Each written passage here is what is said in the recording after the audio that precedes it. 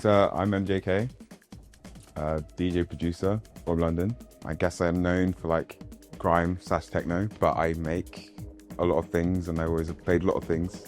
I do everything. I think you'll hear everything from me on the night. But yeah, this is me. I'm here. I'm out here. I could have one by one, or a two by two. If you're this bad man, son boy get slow. So I was born in Newham, and when I was little, I used to hear all this garage music on the radio. I didn't know what it was. So when I kind of moved down Southwest England, I always wanted to know what certain tunes were. I couldn't remember what they were.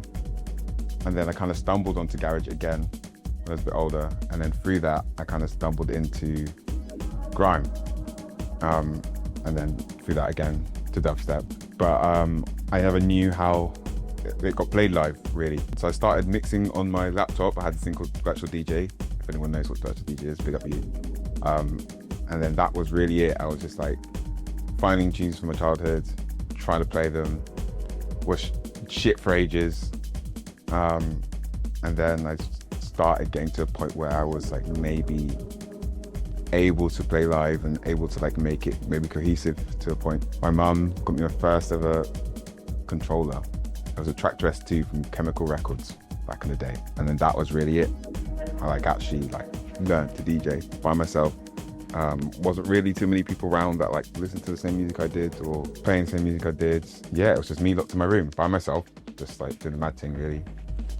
Got a bit older, started playing in clubs, and then I found people around me that actually were doing the same kind of thing, and then I kind of got maybe exposed to the bigger world of music. And that's kind of really how it all started, I think. Yeah.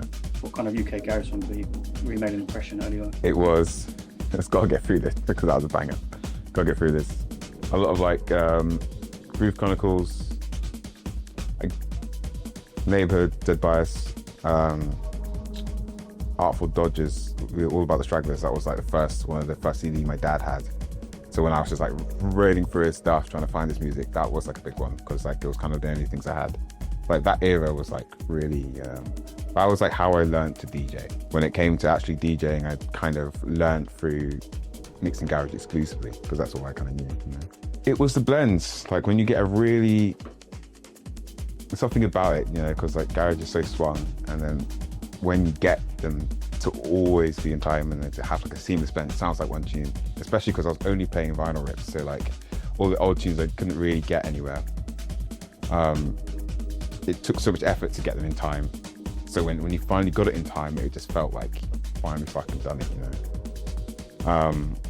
And it was obviously like so similar to like all the dubstep stuff I was listening. It was just like it was like a real test of like DJing, do you know what I mean? It was like, and for someone who was learning, it was like, you know, you couldn't just kind of press play and then get it into time sometimes. It was like you had to really fucking understand what was going on. I think that's kind of reason why I'm like so happy to DJ all the time, because like it was quite like, now when I don't really say that, like when I was mixing garage, like a lot of people still struggle to mix garage sometimes, say because it's so swung, but like because I had to do it the hard way, I kind of like had such a love for mixing, and now it's like it does come a bit second nature to me. Do you know what I mean? I like I say, I have no there's no barrier for me when it comes to DJing. Like I think with production as well, it does take me a bit longer, and I am slow when it comes to it. But when it's DJing, I can kind of just go, you know, like I've done my 10,000 hours kind of thing, and it does put my mind at ease as well, which is great. It's like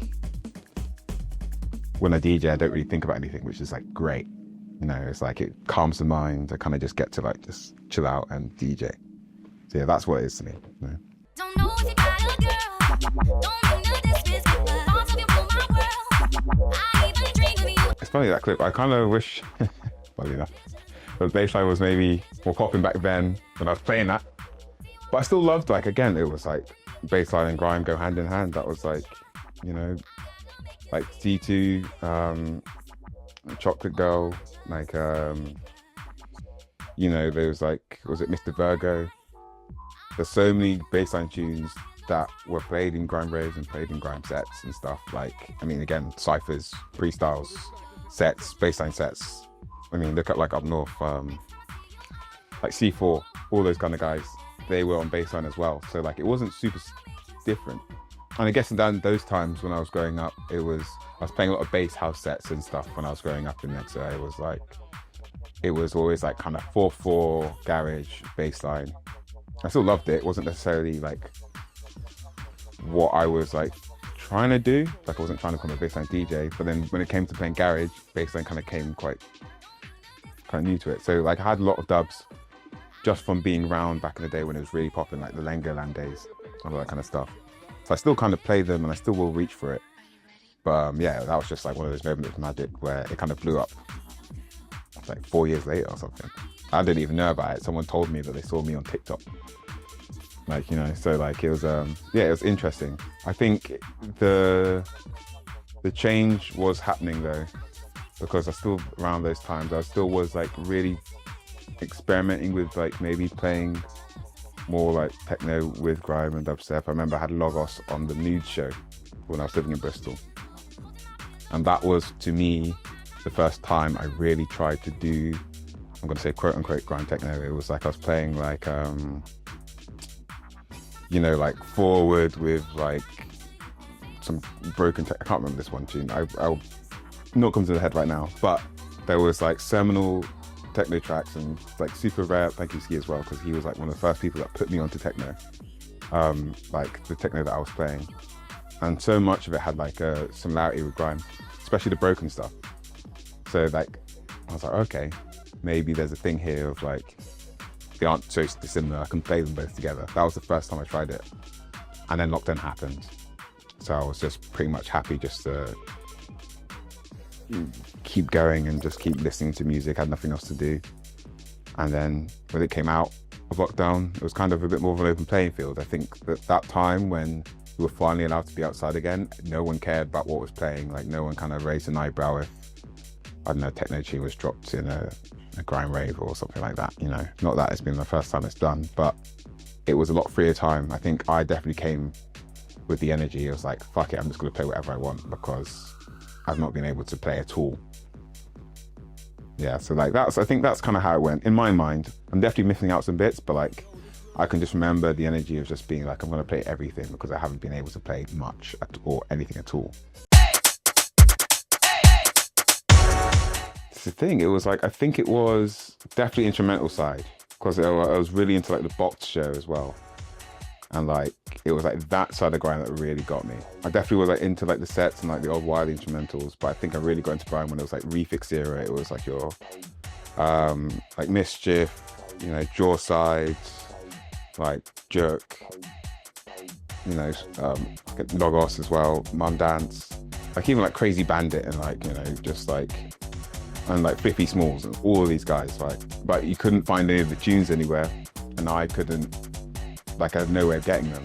So I started bootlegging just stuff myself just to see how it would work, you know, like even to like this day, I still remember just like not really understanding what I was doing, but like doing it and then like just having it for myself to play because I was like, oh, I love this tune, I'm gonna have my own version of this tune.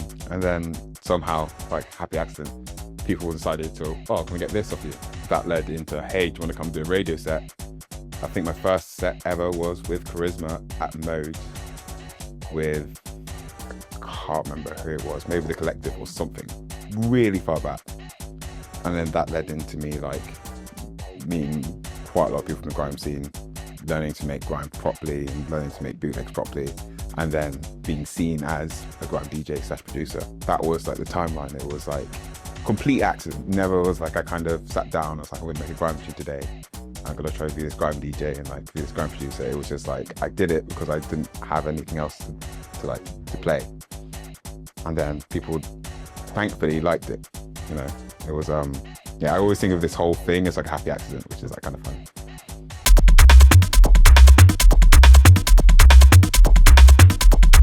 Because I have now, like, I've always kind of been quite varied in my music taste and like what stuff I like. I kind of got myself into this quite unique and like nice position where I kind of get booked for a lot of things and I get the license to kind of go really fast or really slow. Like, so I was just like, okay, like even I get quite bored. I'm quite a restless person. So if I play a set, I kind of go, oh, maybe I could play this now, or maybe I could do this, or, you know, like it kind of, inspiration takes me. But the process does take a long time. Like I always say this, a lot of the grime and techno stuff does not sound good. you know, like it doesn't, like some of it is like a lot of, when you see like, I don't know, your Neffers do it, or, you know, Oblig, or like, you know, Skee or whatever,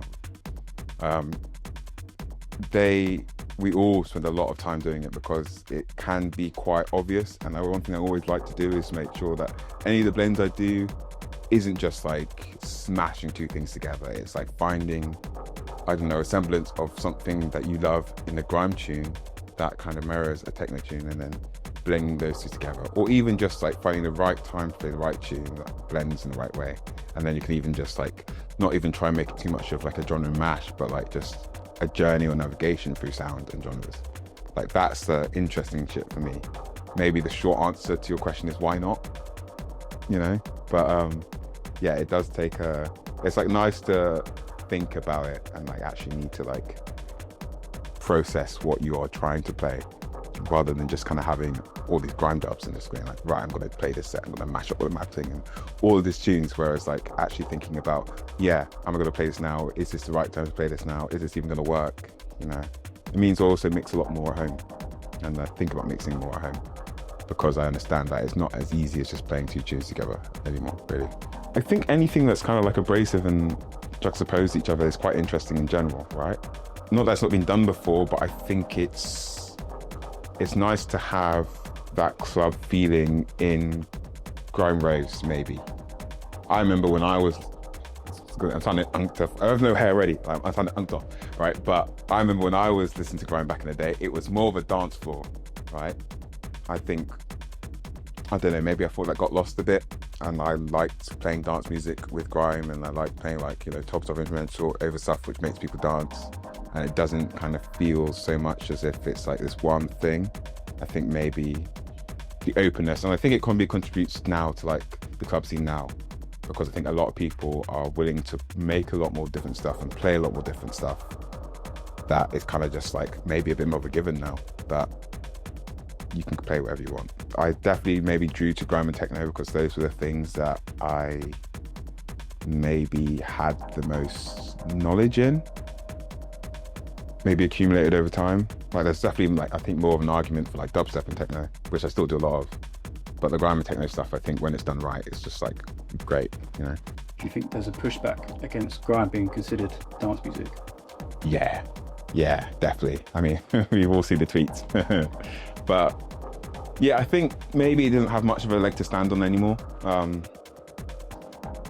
I personally think grime is dance music. I think even just like how many seminal like grime tunes are essentially just, you know, UK funky bangers, and like, you know, so some of the structures are so similar to like, I don't know, like dancehall as well, which is not considered like a vocal version battle. I mean, of course, they've got clashes in that genre as well, but like it's all catered to the dance floor, you know? I think it's quite easy to take something out of context and maybe find the space where grime was just battling and it wasn't really a dance floor, but I think even then they had Sidewinder, and look at the raves there, you know? Like, I don't think I've seen anything like that. Like, that's a rave, that's a dance. I don't think that's like everyone's come to just watch two people bar and go at it. I think everyone was there for the dance, you know? So yeah, I think grime is dance music. I don't think anyone tells you otherwise. I think they're lying.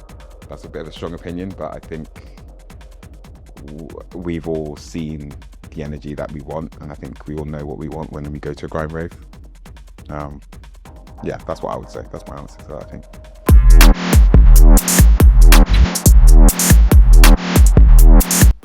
He was definitely like the first person to like send me a lot of the techno, which I would consider like very adjacent to grime. It was like maybe close to lockdown or like just a bit before. He was playing some of my stuff, and I kind of really didn't know who he was. Like, I loved the music and I heard of it. I was like, great. Whenever he sent me anything, I was like, my mind was blown. But like, I was not as educated as other people were to that kind of sound. Like, I listened to a lot of techno before, but it wasn't that techno. It was like I said in like other things, it was like, I think the first techno tune I really liked and heard was Pariah's remix of Lucy, and that was back in the day. That was like 2010 or something, right?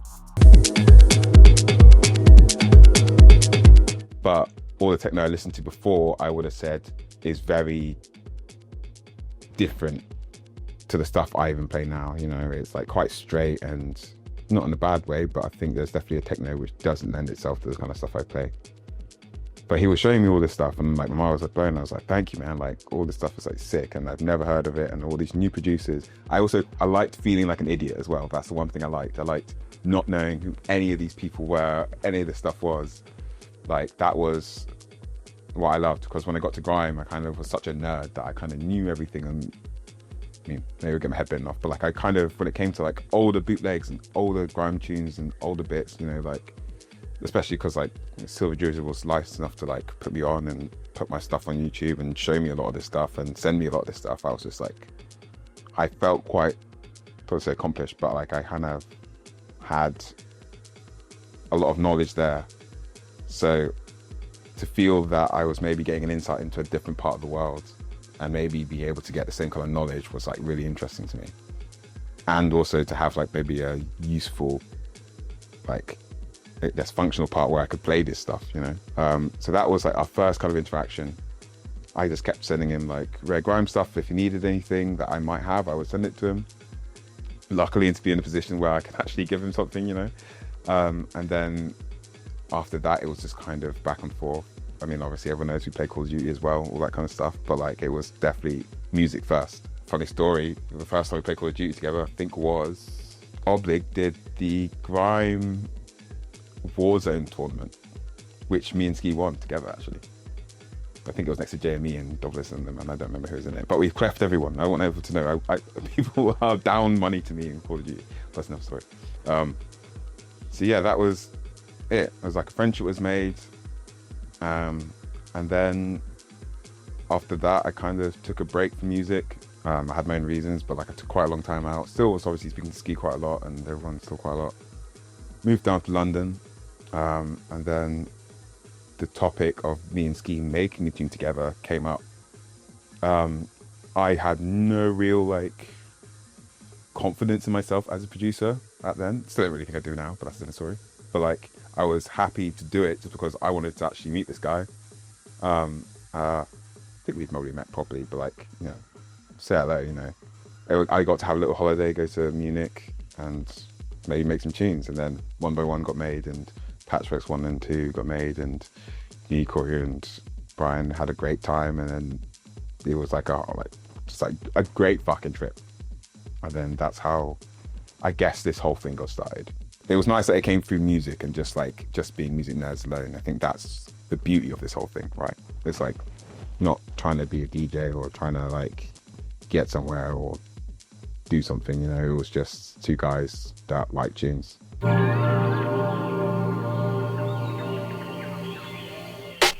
So there was really no process, actually, funny enough. Like a lot of the tunes that were made, there are quite a lot of this Triton samples, funny enough. Korg Triton, because that was like the only sound bank I had. I'd have ideas for like, I don't know, maybe sounds and stuff, and then that would get sent into a Space Echo, and then suddenly it sounded great, and then he would do his magic, and then suddenly we had like a basis for a tune, and it really just became jams and us chilling together, and then the tunes were good enough that we were happy enough to put it out. We had no formula in mind. And we still don't now, even when I go and see him and make stuff, or, you know, like, it's really just kind of two guys sitting in a room smoking quite a lot of weed and making music, yeah. But it's nice, it's like, or somehow like we kind of get in there, we have like an idea for a tune. There's been loads of times we've gone there and we've not been able to make anything, and that's always going to happen. But I think it was just like maybe a beautiful moment captured in time, that release. I think it was good. Yeah, he was the guy that got me out of my funk, I would say. Yeah, I definitely fell out of love pretty hard with like music. I have like a lot of reasons behind it, but like he shouted at me when he found out I was back in London, and then I think it was even just small things about getting me on radio, or like, you know, getting me for like, we did the Bellamy thing, which was like also sick, and then I mean again, like flying me out to music to make fucking EP. It was like, without him, I don't think I'd be here in this flat having all my own shit and like being able to be a full-time DJ producer. Like a lot of it is owed to him, essentially, you know. As much as like I do thank myself that I was like maybe able to lock in and make something cool, because like it was half my EP, whatever, but it's like, yeah, the idea was him. So I owe him basically everything. as much as I am my own person and I do have my own talents and stuff, but like I wasn't using them at the time. Like I'll be honest with everyone, like I weren't using them at the time. Do you know what I mean? So yeah, really fucking important. And it's quite nice that kind of us, and like, you know, especially when it comes to NEFA, like all the people we were all DJing together back in the day as well. We all kind of came together again, a bit older, and then kind of just got back to it. Because it's nice, you know, maybe being seen as a sound or whatever, as much as I'm not really, like I kind of don't like to be labeled, but like it's nice to have people come and say, oh yeah, you guys were the reason that I kind of like playing like this. And to be those people that you've been DJing with for a while is nice, you know, it's like kind of soothing, I guess, in a sense.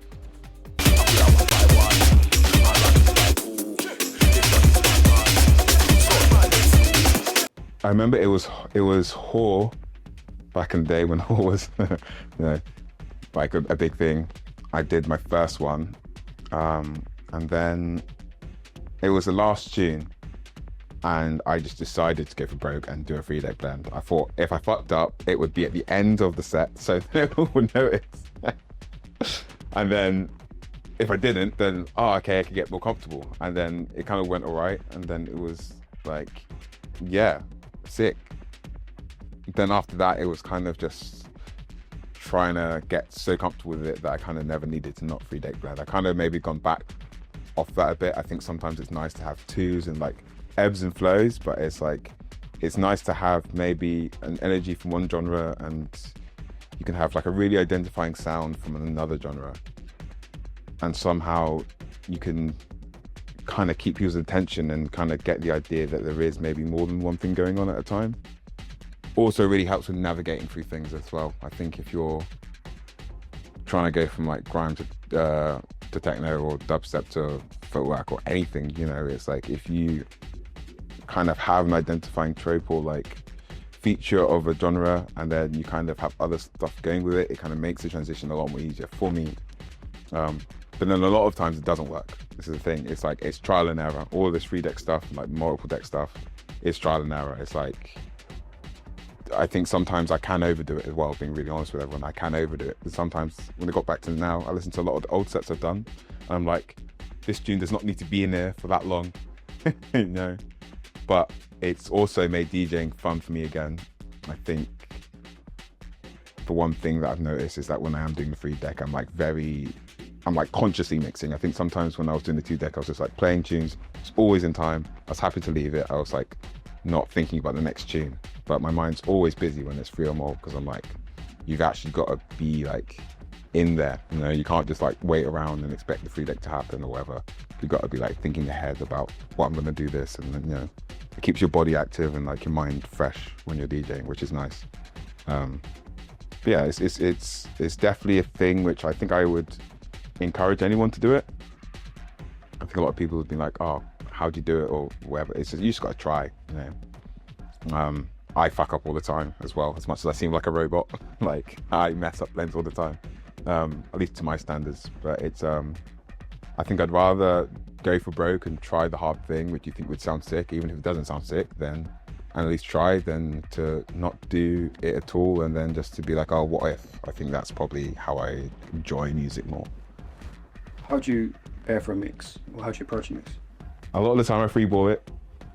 I think more recently it's like, I think the start is the most important thing. Whenever I do a mix, it's like, how do I start in like a way that's interesting or like, or at least like meaningful to me in some way. And then after that, it's just kind of energy dependent. But I mean, here, my decks over there, I only have 2 at home. So like a lot of it is just like thinking of ideas about what would sound good with 3. Yeah, I think that it's just like, there's not really much preparation. It's like I mix a lot, which helps. And then I think what I really focus on is the journey between tunes, like how seamlessly or how interesting can I go from one bit to the other, and then try just kind of keep it up. And then think, is every blend, like maybe they're making the most of each tune, and it's like, is it doing too much or too little, or is like, is this tune just filler or is it not, you know, like could I take away, like is less more, because usually less is more, you know. So it's trying to distill that down and like try and make the right decisions over the course of an hour or 2 or 3 or however long it is. That's kind of really how I do it. I try to prepare less nowadays. I was super anxious about DJing and like mixes before. I think when I was first starting out, it was down to like the minute. I mean, I was also playing on CDs as well, so I kind of had to really prepare. But yeah, nowadays I kind of take a bit more of a laid back approach. I think once I got the first few tunes down and I think I've set the right vibe, then I'm good. And I think that's what I'll tell everyone, you know.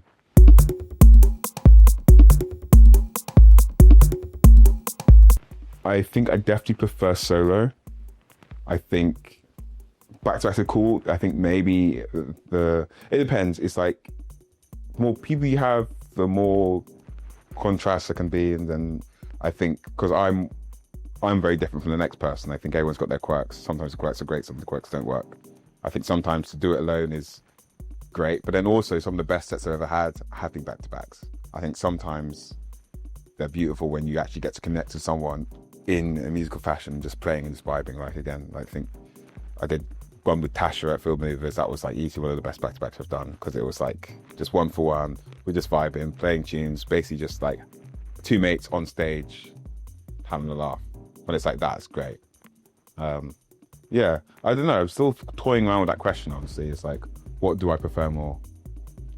I think maybe I like the agency of having your own set just by yourself, and you can just have all the say in what's being played. But then sometimes it's like someone plays with you and you're back to back, and it's like, great, I'm gonna play this. I've never been put in this position. That's also good. Yeah, for me anyway. Me and Skee in RSO, that was really sick. Me and Skee and Victor and Oblig at White Hotel, that was really good. Me and Nefa at it was Keep Hush at the Cause. That was really good. And then me and him did one with Corey at, can't remember, but it was an obligated night.